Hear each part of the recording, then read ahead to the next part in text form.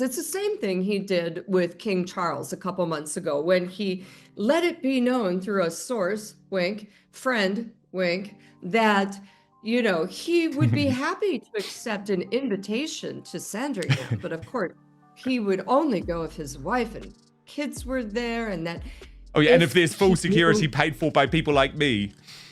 And if he knew who else was going to be there. It's Harry's wish list, like, oh God, maybe Catherine can get through to my brother. Catherine, can you do this? And doing it through sources, friends, whatnot. I call baloney on it. It's just really Harry stamping his feet and playing wish list again.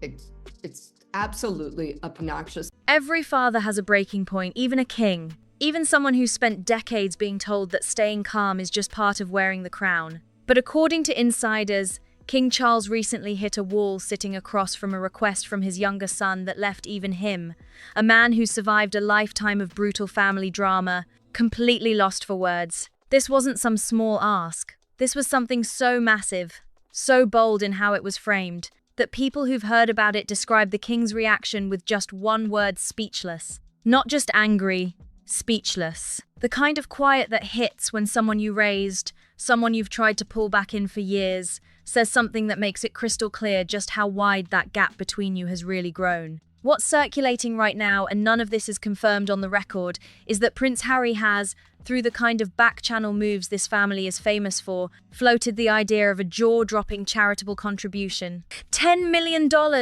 That's the number being whispered in royal circles. On paper, it's for causes close to Harry's heart, but it would also very conveniently patch up an image that's been taking serious hits lately. And here's the kicker. Insiders who follow this family's finances say Harry doesn't actually have that kind of money sitting ready to give. So let's break down exactly why this story, confirmed or not, fits disturbingly well into everything we already know. The pattern of demands that has defined Harry's relationship with his father for years. The numbers that explain why 10 million is precisely the figure a man in Harry's position would reach for, and what it really means when a son's request leaves a king with nothing left to say. This isn't about one moment, it's about everything that built up to it. Stories like this spread fast through royal circles. If you put things through corporations and charities, you save on tax. So, and Meghan's very sophisticated. If ever she decided that she wanted to cease being a scrubber, she could become a laundress. The money is running out. There is no clear plan, a total divergence in terms of what they want. Even before a single detail gets confirmed, because they slot almost perfectly into a picture that's been forming for years. A son who walked away, who built a whole new identity on the promise of independence, but who keeps getting pulled back toward the very institution and family fortune he swore he didn't need anymore. Whether or not this exact number checks out, the shape of it, a desperate ask wrapped up in the language of giving back, feels completely consistent with everything else we've seen from this family lately. To understand why this particular whisper is getting so much traction, you have to understand the pattern it fits into. Because if there's one thing that defines Harry's relationship with his father since stepping back, it's this: every approach, every so-called olive branch, every supposedly heartfelt move toward reconciliation has come loaded with conditions. Sources close to the situation have described it in almost identical terms every single time. An invitation floated through a friend, a carefully dropped word to the right journalist, always followed by a list. He'd be open to it, the message goes, but only if his wife and kids could come, only if security was covered, only if he knew exactly who else would be in the room. It's a negotiating strategy dressed up as a family moment, and that's what makes it so relevant here. Real reconciliation, the kind Harry talks about publicly, wanting his kids to know their grandfather, wanting to fix what broke, doesn't usually come with a price tag attached. It doesn't usually kick off with a massive financial ask as the opening move. But people who've watched Harry's approach say almost nothing happens without some kind of condition woven into even the warmest sounding outreach. Harry is the worst of the worst because, along with his wife, they are opportunists. They are there to make themselves appear as if they are these high and mighty good leaders out to do the great things for the people. But behind the scenes of all of that, they are self-serving, they are making egotistical, wanting to paint a narrative that they are doing something that is completely false to the reality. So, a request this large fitting that exact same playbook. It wouldn't surprise anyone who's been paying attention. This isn't generosity for its own sake. It's something closer to a transaction dressed in charity language, designed to pull out either money, access, or some form of public reconciliation Harry could use to rebuild a reputation that's been quietly crumbling. What makes this pattern so maddening to watch is how consistently it backfires on the very goal it pretends to chase. Every time a reconciliation attempt arrives wrapped in demands, it feeds the exact narrative Harry says is unfair, that he's calculating, strategic, more focused on optics than actual connection. And yet, it keeps happening. Request after request, each one packaged a little differently, each one carrying the same bones underneath. Something is wanted.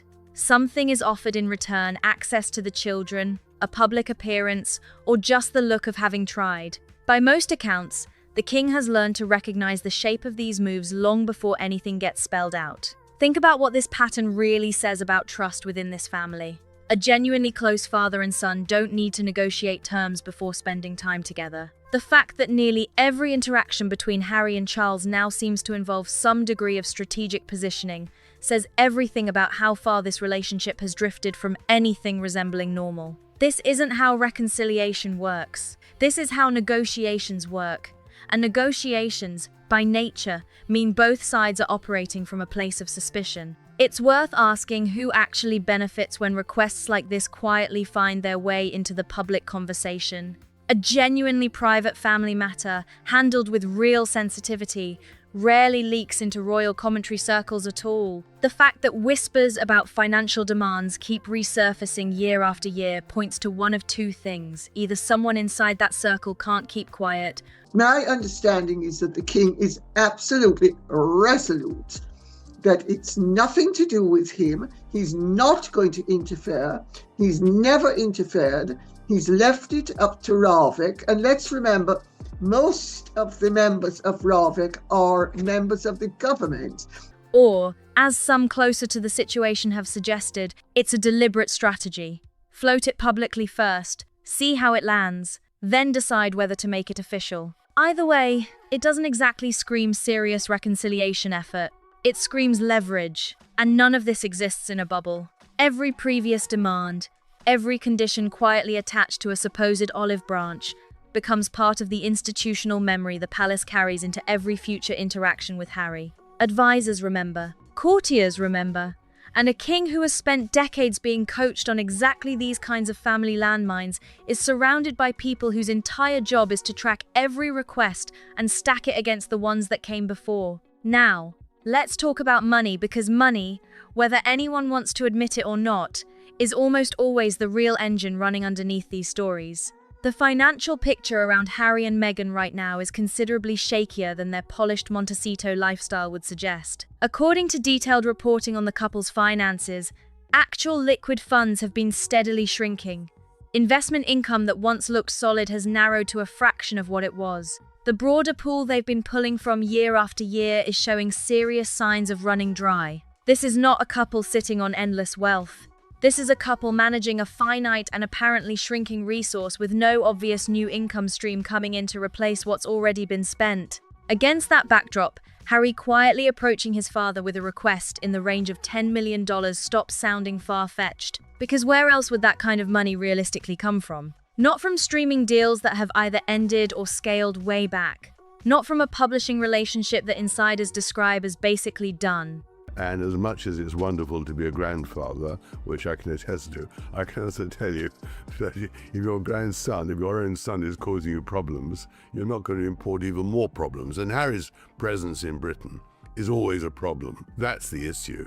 Harry and Meghan and Harry are dynamite together if they'd be in Britain. Centerbail, the charity Harry founded in his mother's memory, is no longer part of his life after a messy split. Whatever doors once existed for Harry to raise serious money through his own independent efforts appear to be closing one by one. Which leads to an uncomfortable question worth sitting with.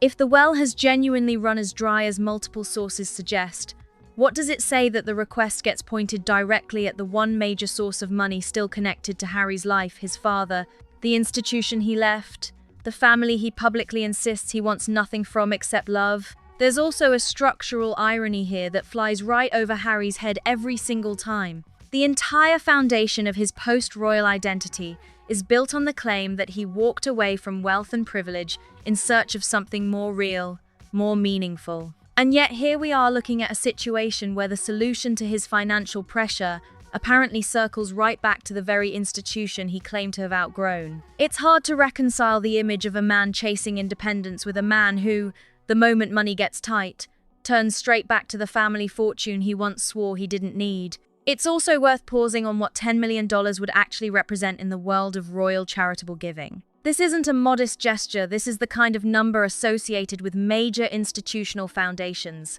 decades-old trusts with serious fundraising operations behind them. Not a single individual making a personal pledge out of his own pocket. The scale alone raises questions about feasibility that go well beyond skepticism about motive. And I don't think the king is that desperate to meet Archie and Lily, but that's what Harry would like to believe. I mean, the king has got other concerns. Harry and Meghan and Harry are dynamite together if they'd be in Britain. So, this is now Harry trying to play the last roll of the dice. Where exactly would a sum that size actually come from, if not from the very kind of charitable trust structures that already caused Harry considerable embarrassment earlier this year? But buried inside all of this is something genuinely painful, something that gets lost underneath the headlines and the speculation about figures and motives. Because whatever criticisms have followed King Charles over the decades, people who actually know him consistently describe a man with one quiet, almost achingly simple wish to be close to his sons again. Not to win, not to demand an apology, just to be a father and a grandfather in whatever time he has left. That's exactly what makes a request like this one, if the whispers hold up, so hard to absorb, because it doesn't read like an overture toward closeness.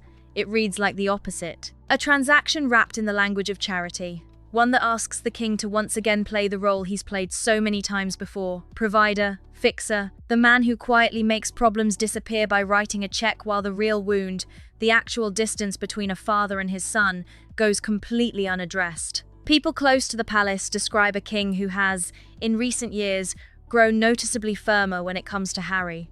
Not cold, not bitter, but resolute in a way that genuinely surprises people who remember Charles as the more emotionally open, more conciliatory of the late Queen's children. By most accounts, Charles has stepped back from making personal calls on anything touching Harry's security or access, leaving those decisions to the proper institutional channels instead of getting involved himself. From the outside, that might look like indifference, but to those who actually understand this dynamic, it looks a lot more like self-preservation. What appears to have shifted, if this story carries any truth at all, is the king's willingness to keep quietly absorbing requests without pushing back. For years, the pattern has been the same. Harry asks, through whatever back-channel works at the time. The palace says nothing. The story disappears until the next request shows up. But speechlessness isn't the same as silence. Speechlessness means something landed that even a lifetime of royal conditioning couldn't smooth over in the moment. Think about what it actually takes to leave a man like Charles without an immediate response. This is someone trained from childhood to stay composed no matter what gets put in front of him. But you see, he's created something for himself. So he's punished himself. So he's got a reason to moan. I mean, it is absolutely shocking. He's a prince. He's got masses of money. He's got a big house. Okay, he has a wife who tells him what to do all the time, but that was his choice. He survived public scandal, family tragedy, and decades of relentless scrutiny without ever cracking that careful, measured exterior the institution demands. For a single request, however large, to genuinely leave him without words suggests this wasn't just about the number. Something about the framing, the timing, or the sheer boldness of the ask hit something much deeper than money. There's a particular kind of grief, the kind that comes from watching someone you love continue to misread you completely. Not the sharp pain of one devastating moment, but the slow, grinding accumulation of reaching for connection and receiving a transaction instead. If the whispers around this story are accurate, that grief may be exactly what left the king with nothing to say. Here's the part that deserves real attention, because this goes way beyond money. It goes to the question of whether Harry actually understands how requests like this one land. Whether he can even see the gap between how he believes he's being perceived and how he's actually being perceived by the very people whose approval he still claims to want. People who've spent time around Harry describe a man whose decisions, especially the ones involving money, status, and his relationship with his family, increasingly seem shaped by outside influences rather than his own original instincts. Whatever you think of the marriage, whatever you think about who's really steering these choices, it's hard to look at the pattern of demands, conditions, and carefully staged overtures and conclude this is just Harry alone, making thoughtful decisions about rebuilding trust with his father. There's a particular kind of self-deception that seems to have taken hold. The whisper in royal circles points to a belief that grand gestures, dramatic numbers, sweeping declarations of generosity can replace the slower, harder work of actually showing up, of actually listening, of actually accepting that trust, once broken this thoroughly, cannot simply be purchased back with a large enough check no matter how worthy the cause behind it. And maybe that's the real tragedy buried underneath all of this. Not that Harry asked for too much money. In the grand scheme of royal family wealth, money is rarely the actual obstacle. The real obstacle, according to those who study this family closely, is that Harry keeps mistaking the size of the gesture for the depth of the reconciliation it's supposed to represent. And his father, older, warier, and increasingly unwilling to keep playing along, appears to finally be running low on patience for that particular mistake. What makes this especially painful for those who remember Harry before all of this, before the departure, before the memoir, before the carefully managed public image, is how far this version of events sits from the young man so many people genuinely loved. There was a time when Harry's generosity felt instinctive and uncomplicated. The soldier who quietly visited wounded veterans with no cameras around. I can't think of a single billionaire or trillionaire who's like, you know who I really am dying to date? That sort of kooky ex-duchess over in the mansion in Montecito selling the flower sprinkles and the jams. That's who I want, okay? I just don't think the billionaires are out for it. And so I think Meghan Markle, if she leaves Prince Harry, there will be a fight over the kids. The prince who threw himself into causes because he actually cared, not because a moment needed managing. Whatever changed since then, whether it's the influence of those now closest to him or simply the weight of years spent at war with a family he once trusted completely, that instinct for simple, unconditional giving appears to have been replaced by something far more calculated. And those closest to this story suggest that loss, more than any financial figure, may be the saddest detail of all. There's a particular kind of self-awareness that seems entirely missing from how these situations keep playing out, and that absence may be the most revealing thing of all. A man who genuinely understood how his actions were landing would surely recognize, after so many failed attempts, that grand financial gestures directed at his father have never once produced the closeness he says he wants. And yet the pattern repeats, as though each new attempt runs completely independently of every lesson the previous ones should have taught him. Whether that's a genuine blind spot or simply a stubborn refusal to try a different approach, the result, for anyone watching from the outside, looks remarkably the same either way. There's always a price for overplaying your hand, and royal history, going back generations, is packed with cautionary tales about family members who pushed too hard, asked for too much, and watched a door that once stood open quietly begin to close. The question now circulating among those who follow this family closely is whether Harry has just written himself straight into that same story. Because here's the uncomfortable truth about reconciliation inside a family like this one: every failed overture, every demand that goes unanswered, every request that leaves the other side feeling used rather than loved, makes the next attempt that much harder. Trust, once spent, doesn't come back easily. And a king who has already absorbed years of public criticism, leaked grievances, and carefully staged media moments may simply have nothing left for yet another ask, especially one that, however it gets packaged publicly, looks far more like leverage than love. What's particularly striking about this moment is how it mirrors so many that came before it and yet somehow manages to feel even more disconnected than the last. Because by now, the palace has seen enough of these approaches to know exactly what shape they take. The carefully worded message floated through a mutual contact. The framing designed to sound generous while quietly demanding something in return. The timing, never accidental, always landing at a moment when Harry's public profile needs the most repair. This time, though, something appears to have landed differently. Something about this particular ask, whether it was the sheer scale of the number, the framing around it, or simply the accumulated weight of every request that came before, it appears to have crossed a line that even a king trained in lifelong diplomacy couldn't immediately step over. And that matters. Not just as a family detail, but as a signal about where this entire dynamic is heading. There's also the matter of how a story like this, even unconfirmed, plays with the wider public. Because regardless of what actually went down behind closed doors, when Meghan was growing up, she dreamed of Hollywood stardom and being a big person on a big stage. When Harry was growing up, he dreamed of being anonymous and not recognized ever he goes.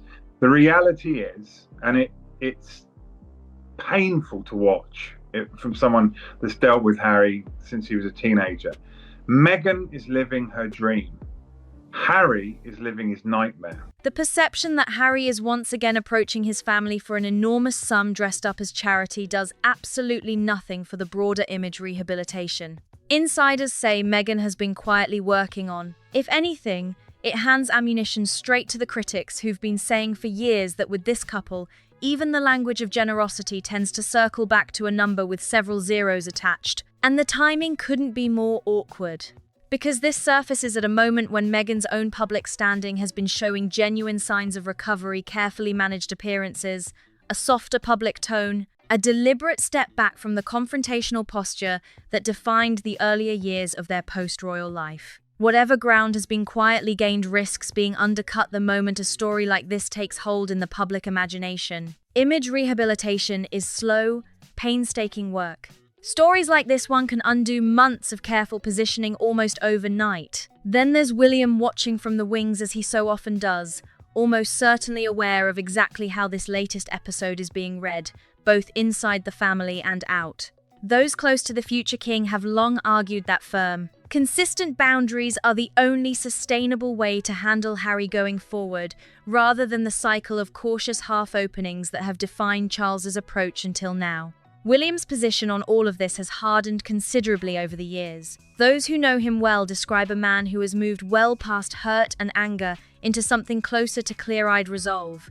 He is not waiting for a dramatic reconciliation moment. He is not leaving a light on. He has, by most accounts, drawn his lines and has no intention of redrawing them simply because Harry's circumstances have changed. If this story holds any truth, it may end up reinforcing that posture at precisely the moment William's influence over how the family manages Harry continues to grow.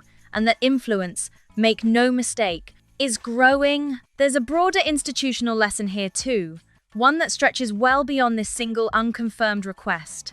Every time a story like this circulates, even without official confirmation, it chips away further at the public's willingness to give Harry the benefit of the doubt. Years ago, a story like this might have been met with genuine sympathy, people assuming good intentions, assuming a son simply trying to find his way back. Today, that same story gets met with weary recognition, the quiet.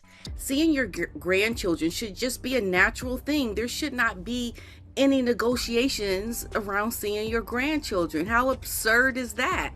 You know, and at the end of all of this, Dan, Harry is going to regret it so much because you do not use your children as pawns to get what you want. You know, make it about your children seeing their grandfather. Make it about them having the experience of knowing your father, the king, before, you know, he passes on.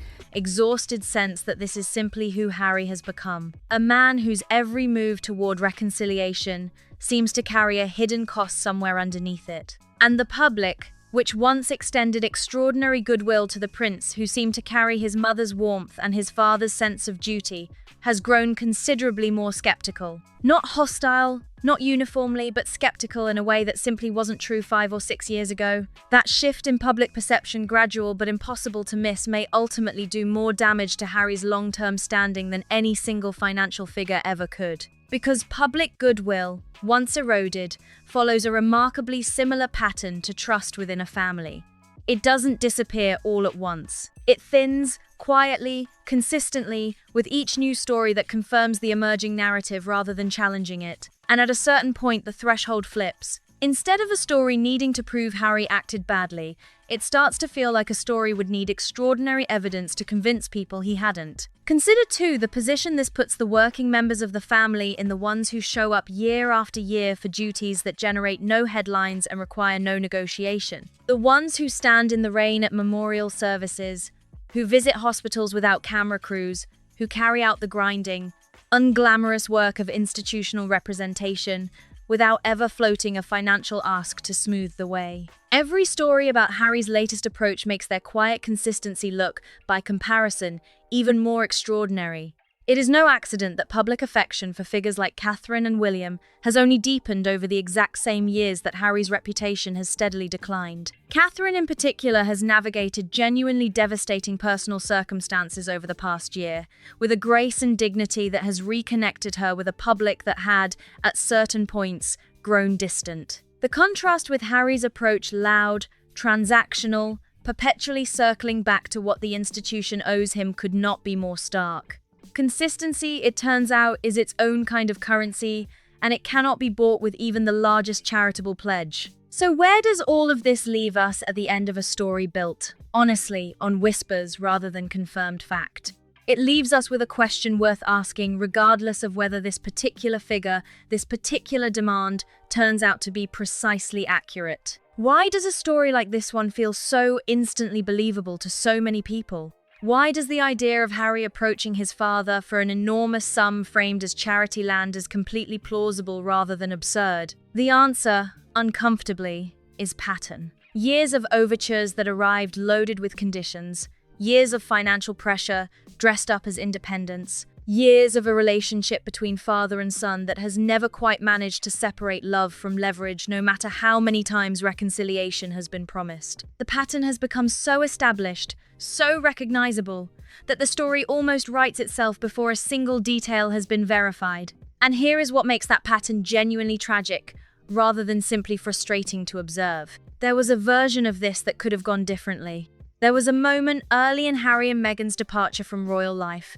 when genuine goodwill still existed on all sides. When Charles, by multiple accounts, was genuinely open to finding a new shape for the relationship, when William, however hurt, had not yet fully closed the door. When the public was still broadly sympathetic, still willing to extend the benefit of the doubt to a couple who claimed they simply needed space to breathe. That window existed, and it closed not all at once, but incrementally, with each new revelation, each new demand, each new carefully managed media moment that prioritized image over genuine connection.